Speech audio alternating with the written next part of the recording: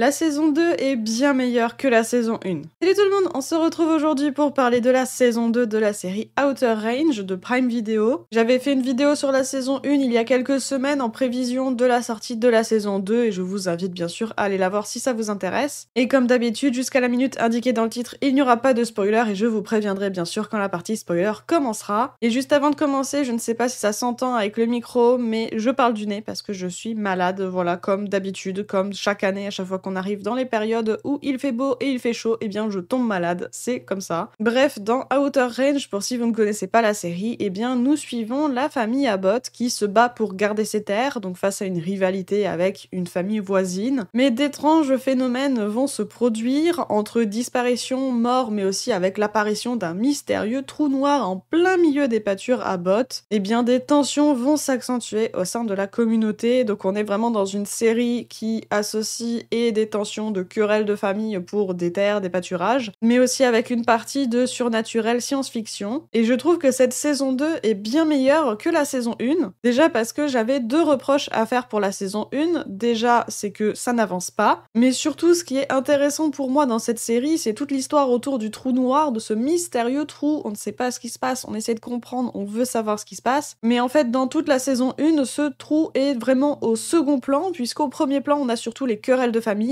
Et c'est vrai que c'est pour ça que la saison 1, je l'avais pas spécialement appréciée, puisque moi je voulais des réponses, je voulais que ce soit axé sur le trou noir et que c'était absolument pas le cas. Mais en saison 2, c'est totalement différent, puisque les querelles de famille sont toujours là, bien sûr, puisque ça ne peut pas disparaître comme ça, hein, il y aura toujours les querelles de famille, mais c'est beaucoup moins mis en avant, puisqu'au final c'est juste la continuité de la saison 1, et c'est vraiment tout le mystère autour du trou qui est vraiment au premier plan, tout est axé sur ça, et c'est là que la saison 2 est pour moi bien meilleure que la saison 1, mais c'est globalement toujours un peu long, alors beaucoup moins qu'en saison 1, ça c'est sûr, puisqu'en saison 1, clairement, moi je me suis ennuyée, ça avançait pas, c'était super long, bref, mais en saison 2, du coup, ça avance beaucoup plus, il se passe beaucoup plus de choses, mais par moments, c'est quand même un peu long. Mais ce qui change un peu, et ce qui est vraiment très plaisant, c'est que là, en fait, j'ai envie d'avoir la suite, j'ai envie d'avoir la saison 3, j'ai envie que ça avance, et j'ai envie de voir ce qui va se passer, parce que là, on a eu des réponses, pas forcément énormément, mais ça avance, en tout cas, j'ai cette sensation-là. Alors, on a bien sûr beaucoup plus de questions, hein. Comme d'habitude, on a plus de questions que de réponses, donc on a énormément de questions. Je veux vraiment savoir la suite parce que voilà, je suis un peu hypée par ce qu'il se passe. Peut-être aussi parce qu'on nous dit pas clairement ce qui se passe. Donc on essaye de comprendre, on essaye de, avec tous les éléments, de se faire une hypothèse, de comprendre ce qu'il se passe, parce qu'on nous dit pas clairement les choses, parce que tout simplement les personnages ne comprennent pas non plus, ils ne savent pas non plus. Ça crée beaucoup de mystères, on peut avoir beaucoup d'hypothèses, beaucoup de théories, et c'est vrai que ça, j'apprécie beaucoup, même si toujours mes théories sont éclatées au sol et je suis toujours à des années-lumière de la réalité, mais on en parlera un peu plus en partie spoiler. Dernier point, les paysages sont toujours aussi beaux, on a des super plans de paysages qui sont vraiment magnifiques, et le casting aussi est toujours au top, on retrouve les mêmes personnages qu'en saison 1, mais certains sont davantage présents et surtout davantage développés, on en apprend beaucoup plus sur eux, et certains ont vraiment un vrai rôle, ce qu'ils n'avaient pas forcément en saison 1, en tout cas ils étaient un peu plus au second plan, là c'est un peu moins le cas, mais voilà, j'ai trouvé le casting particulièrement bon. On va maintenant passer en partie spoiler, donc si vous n'avez pas vu la saison 2 de Outer Range, eh bien vous risquez d'être spoilé. Déjà, il y a plusieurs petites choses que je n'ai pas spécialement appréciées, alors c'est du détail, mais c'est ce genre de détail qui me dérange un peu. Et déjà, dès l'épisode 1, il y a des choses qui me dérangent un peu, par exemple Wayne qui se réveille de son coma, tout va bien, d'un coup, d'un seul. Et même si on peut expliquer le comment il se réveille de son coma, puisqu'il y a une raison, on va dire, à cela, ce qui me dérange en fait, ce n'est pas son réveil et que tout va bien, c'est le fait que tout le monde s'en fout. En fait, il se réveille et tout va bien, et personne se questionne de comment ça se fait. Il me semble qu'il y a quand même un personnage qui semble un peu étonné, mais en fait, quelqu'un qui sort du coma comme ça, qui se réveille d'un coup et qui n'a même pas une équipe médicale à côté de lui, je trouve ça un peu bizarre. Mais pour Wayne, en tout cas, ce n'est qu'un détail. Après, on peut aussi parler de son fils Billy. Fin saison 1, il s'est fait tirer dessus, pour moi il était mort, hein. Pour moi il ne pouvait absolument pas revenir. Eh bien non, finalement il peut revenir sans problème. Il a survécu, alors je suis un peu déçue parce que j'aurais bien aimé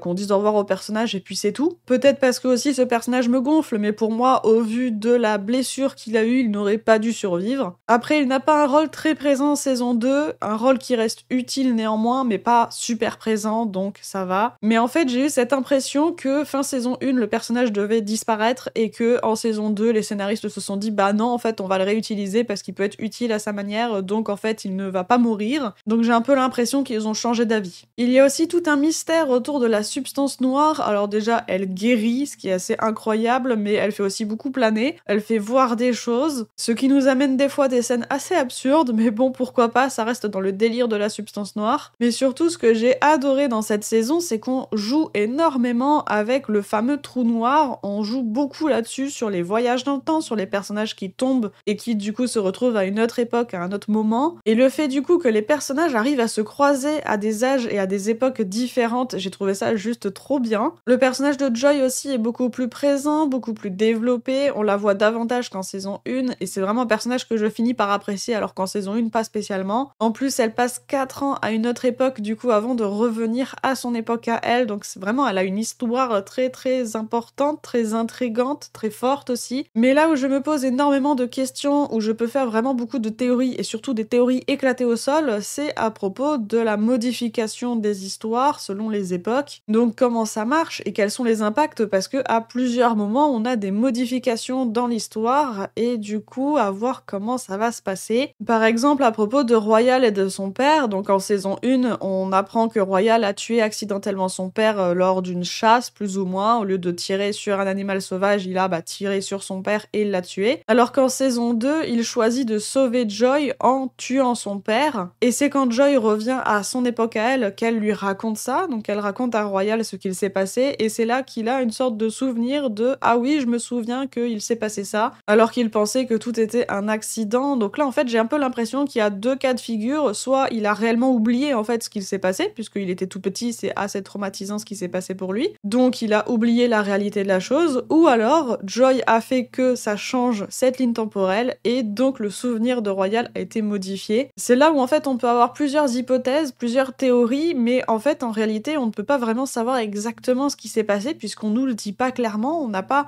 un élément qui nous dit clairement ce qu'il se passe, donc ça reste vraiment des théories. Et là où ça peut devenir vraiment très intéressant en saison 3, c'est pour le personnage de Perry, puisqu'il revient dans le passé au moment où il tue Trevor, et en fait il arrive à déjouer en fait cette situation-là, et c'est finalement Perry qui décède dans cette timeline en tout cas. Mais du coup en théorie ça changerait absolument toute l'histoire, donc s'ils étaient vraiment dans la même ligne temporelle, alors je vais dire ça comme ça, eh bien Perry aurait dû disparaître, puisque techniquement il ne peut pas arriver à cet endroit-là s'il est mort avant. Mais il n'y a pas eu cette réaction immédiate, donc le futur n'a pas disparu, donc comment ça va être amené? Est-ce que du coup ce sont des timelines vraiment séparées, vraiment différentes, et que donc là il se retrouve dans une ligne temporelle différente de la sienne, où justement Trevor est en vie, mais lui, non, mais techniquement oui. Bref, tout n'est que supposition et tout n'est que théorie, mais voilà, ça laisse en fait énormément de questions, et j'aime bien parler de ce genre de théories et de suppositions, donc n'hésitez pas à me partager en commentaire toutes vos hypothèses, même les plus farfelues, et j'espère vraiment qu'en saison 3 on aura des réponses concrètes, j'espère vraiment que ça avancera, je croise les doigts pour une saison 3, ça n'a pas encore été annoncé il me semble, mais je pense que ça ne saurait tarder. Au final j'ai plein de questions, des fois même sur des détails, par exemple Autumn qui appelle sa famille mais qui n'arrive pas à la voir, à la joindre, alors qu'en saison 1 c'était le cas, ou même la cicatrice de Autumn qui disparaît, ce sont des éléments qui sont vraiment des détails, mais on nous les montre, et derrière il n'y a pas de réelle explication concrète, ou alors j'ai peut-être totalement raté un détail qui pourrait nous expliquer tout ça. Bref, je vais m'arrêter là, c'est vraiment une série qui a été une belle surprise pour moi, même si j'avoue que j'aimerais bien que ça avance un peu plus et avoir un peu plus de réponses, mais voilà, on croise les doigts pour une saison 3. Cette vidéo est maintenant terminée, j'espère qu'elle vous a plu, si c'est le cas, comme d'habitude, n'hésitez pas à mettre un petit pouce en l'air, ça aide énormément la chaîne, à vous abonner et à me dire en commentaire vos théories les plus farfelues, mais aussi ce que vous avez pensé de cette saison 2, et sur ce, je vous dis à bientôt pour une prochaine vidéo.